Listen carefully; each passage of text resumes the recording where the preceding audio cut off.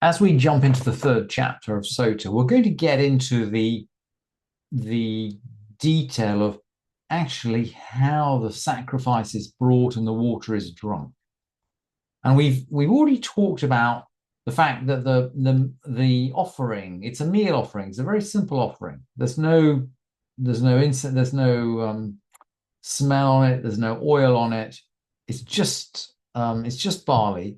We've already talked about the fact that it's brought in this Egyptian basket. It's a coarse basket. And perhaps the reference to Egypt is a reference to some kind of Egyptian standards of morality. We're not quite sure. But we can't bring it to the altar in an Egyptian basket. We need to bring it in a service vessel belonging to the temple, the Mikdash. So the Mishnah begins just by talking about transferring it.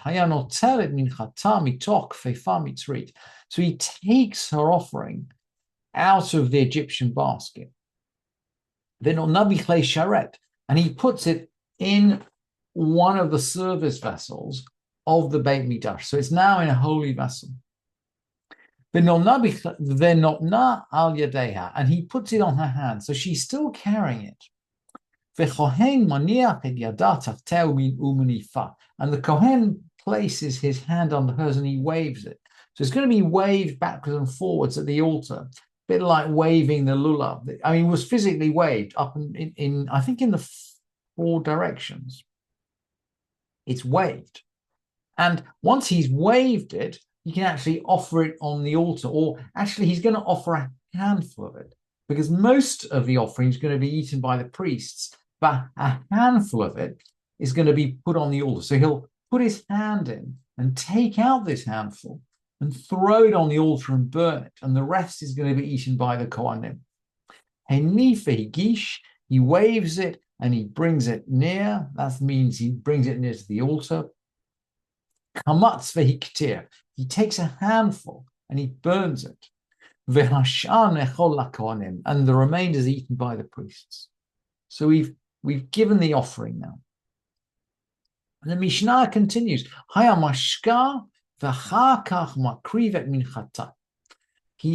He gives her to drink, and after he offers her meal offering. And Rabbi Shimon is going to disagree. Rabbi Shimon omer makrivet minchata ve'achar kach mashka. Rabbi Shimon says, no. He offers first, and then he gives her to drink. And he's going to quote a verse to help himself along. Ve'achar yashke et haisha et hamayim. And afterwards, he'll make the woman drink the water. Now, he's bringing a verse to help himself along, but actually, the verses are ambiguous. So it's worth just taking a look at the verses just to remind ourselves. And we've said, V'chatav et ha'alot ha'eli, the priest is going to write these verses down. Basefer, in a book, umacha el mei hamarim. And he's going to blot them out with the bitter water. Interestingly, the Mishnah never explains how he blots them out. Maybe it assumes that we know he's going to drop the scroll in the water. And then the verses continue, and he's going to cause the woman to drink. And then the verses say,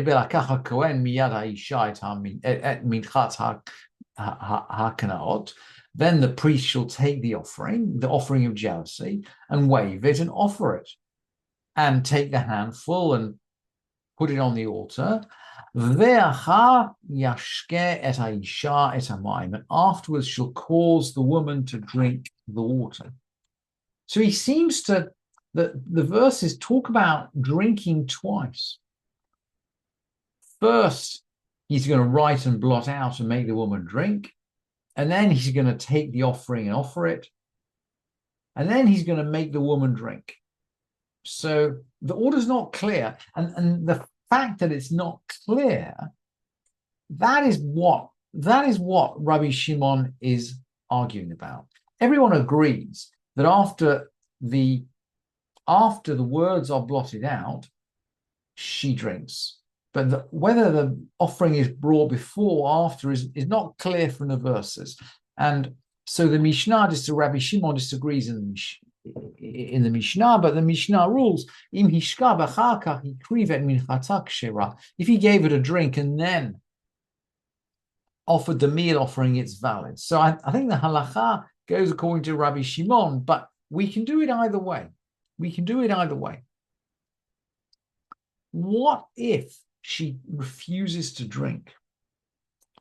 What if she refuses to drink? Ad shelo nimchaka megillah amra ini shota, megillata nignezet uminchata mitpazeret al hadeshen. Now, until the scroll is rubbed out, so in other words, as long as these words haven't been rubbed out, if she said, I refuse to drink, then we stop the whole process. Remember, the point of the process.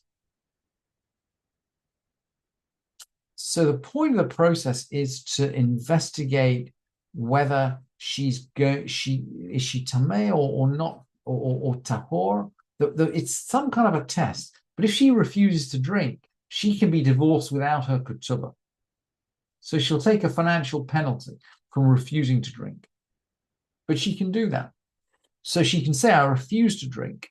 Her scroll's stored away, can't be used for any other purpose. And that offering is just scattered over the ashes. We can't offer the offering because it has no purpose anymore. We're not testing her. And the Mishnah just sort of confirms, Ein Megillata Kshira Lashkot Bash Sotah Acheret. Her scroll isn't valid to be used in giving another Sotah to drink. Interestingly, the Kaufman spells Sotah with a sin rather than with a samach here. We normally spell it with a samach, but interestingly, the Kaufman has it with a sin here. And the two letters, sin and samach, are pretty interchangeable in the Mishnah and a little bit interchangeable in Tanakh. So that's if she says, I refuse before the scroll's been rubbed out. What if it's already been rubbed out? And the rabbis they're really sensitive about, once we've rubbed out God's name, what do we do next? Well, let's see the Mishnah.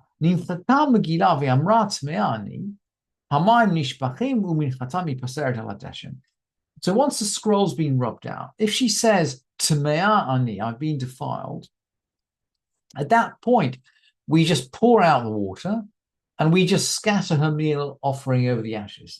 It's not a valid offering. We don't need it anymore. There's no doubt as to what's happened. She said, Tamea ani, I'm defiled. And she'll be divorced without her ketubah.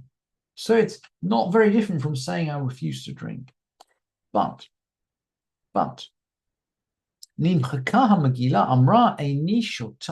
once the scroll's been rubbed out, if she said I refuse to drink, which has the same financial consequences, gosh, well, at that point where we've already rubbed out the name of God on this text. Interesting comment on our scale of values here. She says, I refuse to drink. Eini shota. The Mishnah says, Me'ararim ota. We stir her up. What that means is not quite clear. Me'ararim ota. We stir her up. Maybe we give her a lecture about the fact that the water is a fair test, that if she's pure, then she'll pass the test. So maybe we give her a little bit more courage to go into the test. Maybe we physically force her. That's one of the possibilities put forward in the Gemara. Maybe we physically force her. So the Mishnah continues, Ma'ararim ota, we stir her up in some way. One translation given actually in the translation of the Yerushalmi is we make her gargle.